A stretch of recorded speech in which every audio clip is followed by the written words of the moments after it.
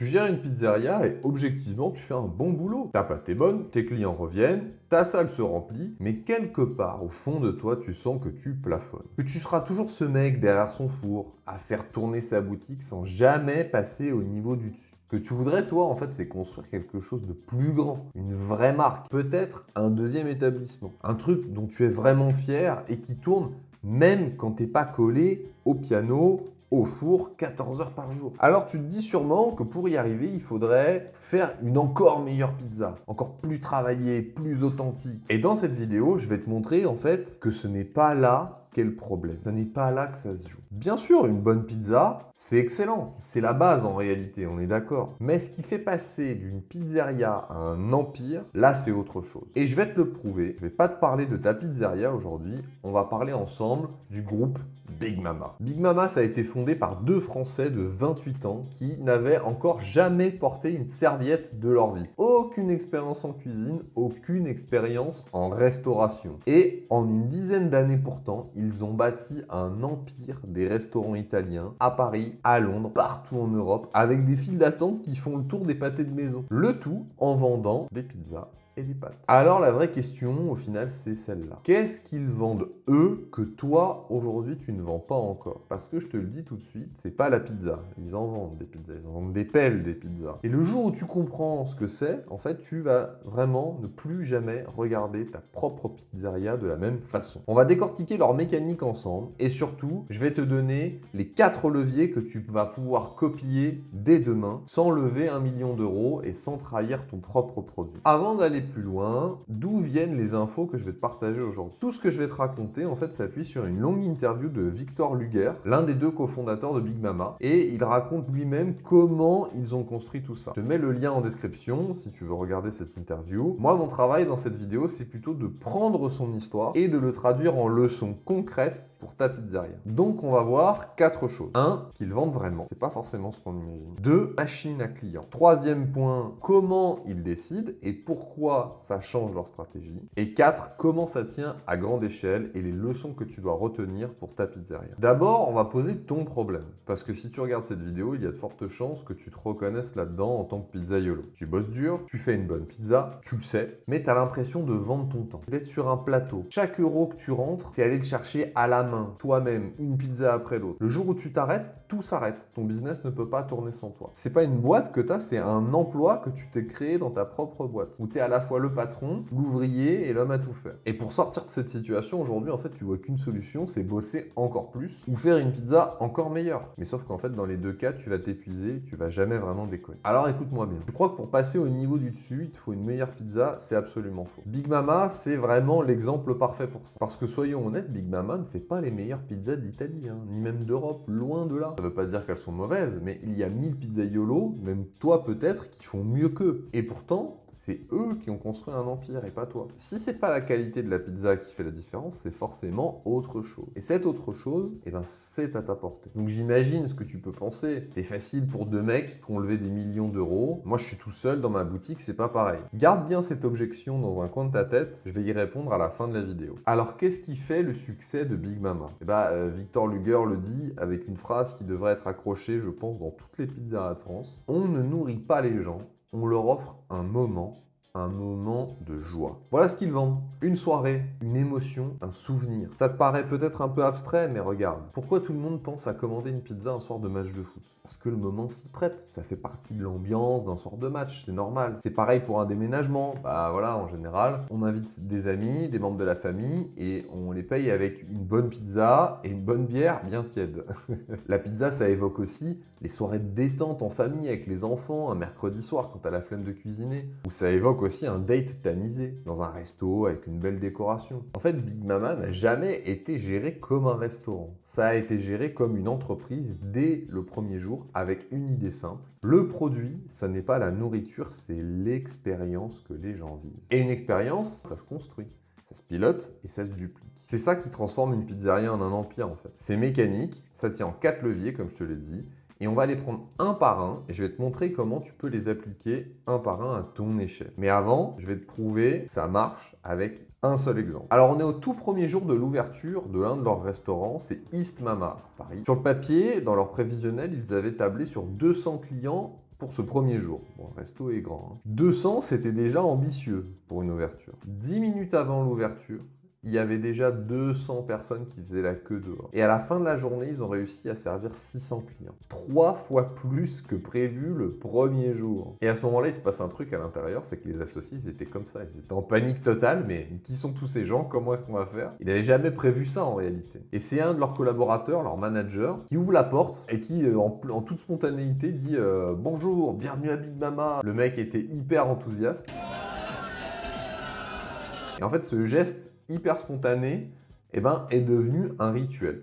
Et aujourd'hui, chaque jour, à l'ouverture, l'équipe sort saluer la file d'attente. Et si on prend d'analyser ce que je viens de te raconter, ce premier jour, ils n'ont pas juste vendu des pizzas. En réalité, ils ont créé une marque. Ils ont créé un moment, quelque chose que les gens ont envie de raconter et de revivre.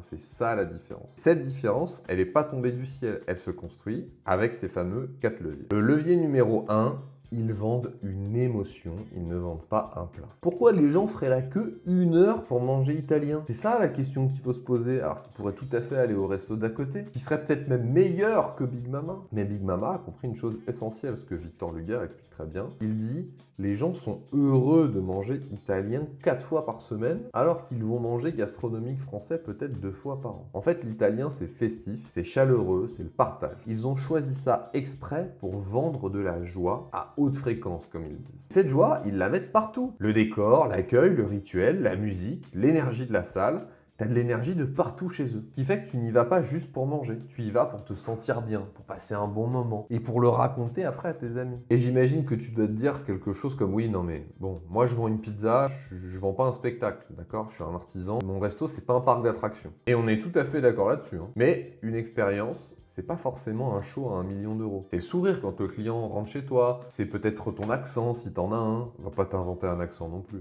C'est préparer une pizza que t'aimes ou que t'es en train de tester et puis tu distribues des petits échantillons aux gens pour qu'ils goûtent. C'est un petit mot sur l'ardoise. C'est la musique, c'est l'odeur, c'est l'ambiance. Tu comprends? Et tout ça, ça coûte presque rien en réalité. Et pourtant, c'est ça que le client paye sans même s'en rendre compte. En réalité, il ne paye pas forcément qu'une pizza. C'est ça que j'essaie de t'expliquer. Je pense qu'on a tous un souvenir, une fois, d'un restaurant où tu t'es dit oh, « l'ambiance est super ». Et ce que tu as mangé, c'était normal, c'était bien, mais c'était pas le resto du siècle, et pourtant t'en gardes un excellent souvenir. C'est ça qu'il faut aller chercher. Parce qu'à la fin, un client satisfait, il se rappelle toujours de comment il s'est senti, mais pas de combien de grammes de mozzarella il avait sur sa pizza. Il se souviendra de comment il s'est senti chez toi, ce client. Donc ce qu'il faut retenir, c'est que ta pizza, c'est ce qui fait entrer le client une fois. L'expérience, c'est ce qui va le faire revenir et surtout en parler autour de lui. Le deuxième levier, en fait, c'est que ton lieu, c'est ta pub. Là, il va falloir que je te raconte justement un pari qu'ont fait Big Mama qui semblait un peu fou, mais qui a énormément payé. À l'époque, il cherchait un local à Paris pour ce qui deviendra le Pink Mama. Le truc, c'est que le local qu'il trouve, tout le monde le trouvait beaucoup trop grand.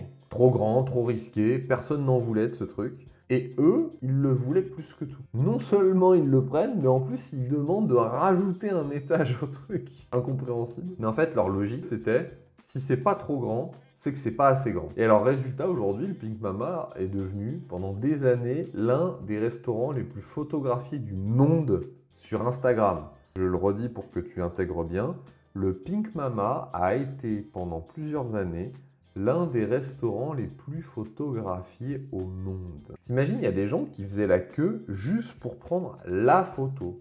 Et cette photo, tu sais ce que c'est? C'est de la pub complètement gratuite, faite par les clients eux-mêmes et partagée à des millions de personnes, sans qu'ils aient besoin de dépenser un seul euro en publicité. Alors, je ne suis pas en train de te dire que tu dois acheter une gare, hein, attention, et que tu dois y mettre plusieurs millions d'euros pour mettre un décor. C'est pas ça que je te dis. En fait, il faut se concentrer sur le principe. Le principe, c'est de créer un endroit, un coin, un détail dans ton resto qui donne envie d'être pris en photo et partagé. Un bout de mur dans ton resto, un néon avec une punchline, ça fonctionne très bien. Peut-être même une mise en scène, mais l'important c'est que les gens aient envie de se photographier devant ou de photographier cette chose-là.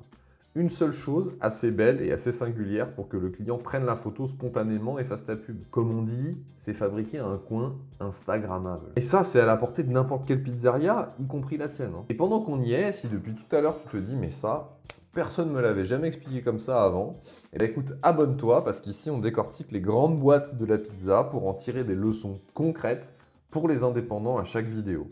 Comme ça, tu ne rateras pas les prochaines. Alors le troisième levier, et c'est celui qui va vraiment faire la différence entre un artisan et un chef d'entreprise, c'est qu'ils ont tout décidé sur des chiffres, pas sur leur intuition. On entend souvent ce truc d'intuition. Je le sens bien, ça va bien se passer. Ils n'ont pas du tout fait ça. Et je vais te le prouver avec un exemple très simple. Quand ils ont commencé, ils ont essayé quelque chose pendant 6 semaines qui s'est avéré être une grosse erreur et ça n'existe plus aujourd'hui. Au tout début, en fait, Big Mama, ils étaient persuadés d'un truc, c'est que montrer la fabrication des pâtes fraîches en direct avec la machine, c'était hyper important, c'était capital même. Parce que les clients adoreraient ça et que ça leur permettrait de s'imprégner vraiment de l'expérience. Alors ils ont installé la machine, bien en vue, ils ont fait passer les gens devant pendant 6 semaines et un jour, ils ont pris le temps de demander aux clients « Cette machine à pâte là, c'est important pour vous ?» Et en fait, la quasi-totalité des gens n'avaient jamais remarqué la machine à pâte. Donc 6 semaines à miser sur un truc dont tout le monde se fichait. La leçon qu'ils en ont tirée, c'est énorme. C'est que 90% de ce que tu regardes en réalité, c'est de l'émotion. Et 10% c'est de la donnée. Autrement dit, ton intuition te ment tout le temps. Eux, leur intuition, c'était que la machine à pâte, c'était fondamental, c'était hyper important. C'est l'émotion. Et pourtant, le retour client, les 10% de données, montrent qu'ils se sont trompés. Leur intuition leur a menti. Donc la seule façon de savoir si quelque chose fonctionne ou pas, c'est de le tester et de regarder vraiment les chiffres. Et pour toi, c'est exactement pareil, hein. Toi, tu décides souvent au feeling, j'imagine. On est tous un peu comme ça. Ouais, mais cette pizza, je la sens bien. Ou cette promo, elle va marcher, c'est sûr. Mais est-ce que tu sais, noir sur blanc, quelle pizza de ta carte te rapporte vraiment et laquelle te fait perdre de l'argent? Est-ce que tu as testé ou est-ce que tu supposes? Est-ce que tu as des chiffres sur lesquels te reposer? Passer d'artisan à chef d'entreprise, ça commence par là. C'est arrêter de deviner et commencer à regarder ces chiffres. Et d'ailleurs, tu te demandes peut-être à cet instant, et moi, concrètement, où est-ce que j'en suis dans tout ça? Est-ce que j'ai la bonne posture? Est-ce que vraiment je fais attention correctement à mes chiffres? Et bien, dans la description de cette vidéo, tu as un lien vers un diagnostic qu'on a fait spécialement pour les pizzaiolos indépendants. C'est 100% offert, ça prend quelques minutes et ça te donne une note claire sur l'état de ton business aujourd'hui, avec le premier levier sur lequel tu dois bosser en priorité. Alors, vas-y, fais-le. C'est le meilleur point de départ pour toi aujourd'hui. Le quatrième levier, ils ont bâti un système et une équipe. Ils n'ont pas bâti un one-man show. Parce que depuis tout à l'heure, je te parle d'expérience, etc. On est d'accord, c'est un restaurant, ce n'est pas un spectacle. Et Victor Luger raconte un truc qui est assez contre-intuitif à ce sujet. Avant même d'avoir l'idée de Big Mama, il savait une chose. Il voulait s'associer avec son ami Tigran. Ce qu'il dit en gros, c'est « je voulais faire quelque chose avec lui ». On trouverait quoi après, il n'y a pas de problème, mais avec lui. Donc il a trouvé l'associé avant l'idée, parce qu'il sait qu'à deux, complètement engagés, 50-50, on va 10 fois plus loin que tout seul. Et puis ensuite, ils ont fait grandir leurs collaborateurs. Ils ont fait rentrer des jeunes à 18-20 ans, et aujourd'hui, ce sont des managers qui gèrent des dizaines de personnes. Et leur moteur, c'est « le fondateur n'aura jamais tout seul, c'est un travail d'équipe ». Pourtant, beaucoup de pizzaiolos disent souvent « ouais, mais moi, je ne peux pas déléguer. Personne ne fait la pizza aussi bien que moi. » Et c'est sans doute vrai pour la pizza, il n'y a aucun problème. Mais justement, tant que tu te reposeras uniquement sur toi, tu n'auras pas une entreprise. Tu auras un métier épuisant. Le jour où tu formes une personne à accueillir comme toi, à dresser comme toi, à faire vivre l'expérience comme toi, et ben c'est là que tu vas vraiment commencer à construire un truc qui vaut quelque chose et qui tourne sans que tu y laisses ta santé. Parce que ça, c'est essentiel. Alors, tu n'es pas obligé de tout lâcher d'un coup. Et ce serait même hyper malsain de faire ça. Mais chaque petite chose que tu apprends à quelqu'un d'autre, petit à petit, c'est une nouvelle brique pour ta liberté. Parce que tu es un bosseur, tu mérites de construire quelque chose qui te dépasse, quelque chose dont tu es fier et qui te laisse du temps pour ta famille au lieu de te bouffer. Alors, rappelle-toi, au début de cette vidéo, je t'ai parlé d'une objection qu'il fallait que tu gardes dans un coin de ta tête. On se disait, bah oui, mais eux, ils ont levé des millions d'euros, c'est facile. Moi, je suis tout seul dans ma boutique, j'ai pas des millions à dépenser. Il faut comprendre que c'est pas l'argent qui a créé le succès de Big Mama. Il l'a juste accéléré. Ce qui a créé le succès, c'est les 4 leviers qu'on vient de voir ensemble. Vendre une émotion et pas un plat. Faire de ton lieu une publicité. Décider sur des chiffres et pas sur ton instinct. Et construire une équipe. Et aucun de ces 4 leviers ne demande d'avoir des millions d'euros à dépenser. Aucun. Il demande juste une seule chose, que tu arrêtes de te voir comme un mec qui fait des pizzas et que tu commences à te voir comme quelqu'un qui construit une marque, une expérience, une entreprise. Et là, on peut enfin répondre à la question du début. Qu'est-ce que Big Mama vend vraiment que toi, tu ne vends pas encore? Et bien la réponse, c'est ça. Ils vendent un moment, une émotion, une marque. Toi, pour l'instant, tu vends une pizza. Et passer de l'un à l'autre, ça ne dépend pas de ton compte en banque, ça dépend de tes décisions. Alors, est-ce que ça marche vraiment, cette approche? Regarde le résultat. Deux mecs qui n'avaient jamais bossé en restauration ont construit, d'après Victor Luger, un groupe de restaurants toujours pleins à Paris, à Londres et un peu partout, avec des files d'attente permanentes et des millions de clients déjà servis. En vendant, je te le rappelle, le même produit que toi, hein. La seule différence, c'est ce qu'il y avait autour de tout ça. Alors, on récapitule. 1. Tu ne vends pas une pizza, tu vends une expérience. Ta pizza fait rentrer le client, l'expérience le fait revenir et en parler. 2. Ton lieu, ton accueil, tes clients, tes collaborateurs, ce sont tes vrais outils marketing. Alors prends-en soin. 3. Arrête de décider au feeling. Un chef d'entreprise regarde ses chiffres, il regarde le factuel, il teste, et il construit une équipe pour ne pas tout porter tout seul. Et en fait, Big Mama, ce sont ces principes-là, mais poussés au maximum de ce qu'on peut faire. Toi, tu peux commencer à les appliquer dès demain à ton échelle. Et si tu veux savoir par où commencer exactement, je t'invite à faire le diagnostic offert qui est en description. En quelques minutes, il va faire le point sur toute ta pizzeria, de ton expérience client à ta marge, et il te montre le premier levier sur lequel agir. Et ça, c'est ton meilleur point de départ. Alors, fais bien ta pizza, mais surtout, construis autre chose qu'une pizza.